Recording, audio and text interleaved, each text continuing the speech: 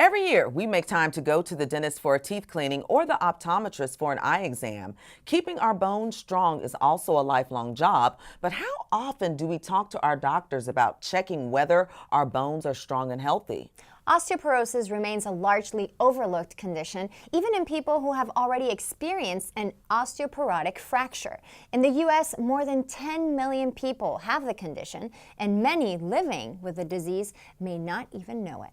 To call attention to this important issue and in honor of National Osteoporosis Awareness Month, this May we have with us today Dr. Andrea Singer, Director of Women's Primary Care and Bone Densitometry Department of Obstetrics and Gynecology and Medicine at MedStar Georgetown University Hospital in Washington, D.C. Thank you for joining us today, Dr. Singer. Thank you for having me.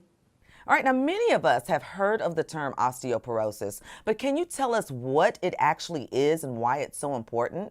Osteoporosis, which means porous bone, is a chronic disease which is defined by weak bones and is caused by either too much bone being lost, too little bone being made, or both.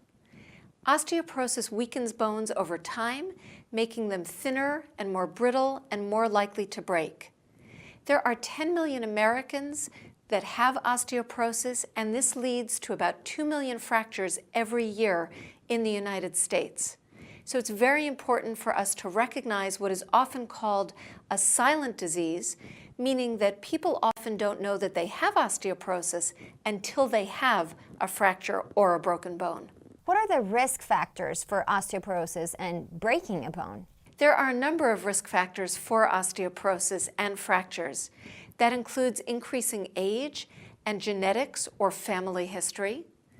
Smoking and excessive alcohol intake can also increase the risk for osteoporosis and fracture. Having low body weight, which often translates into smaller, thinner bones, can increase the risk for fracture. And perhaps most importantly, having had a prior fracture significantly increases the risk for having a fracture in the future.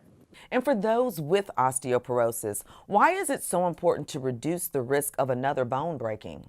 It's very important for us to reduce the risk for broken bones or fractures because having a fracture can be a life-changing event.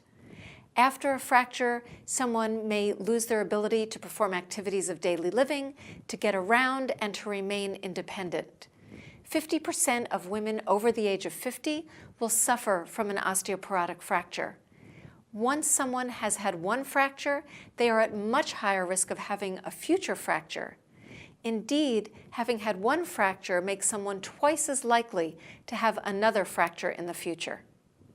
And tell us, Dr. Singer, can osteoporosis be cured?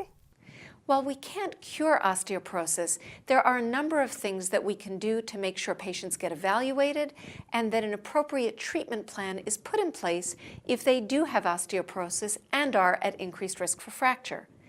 Women should work with their healthcare providers to assess their risk and know their risk factors and be evaluated when appropriate. For someone with osteoporosis or at risk for fracture, a healthcare provider may design a treatment plan that often includes a healthy, well-balanced diet, adequate calcium and vitamin D, weight-bearing muscle-strengthening exercise, and reducing the risk for falls. In addition, where appropriate, healthcare provider may recommend the use of prescription medications to reduce the risk for fracture.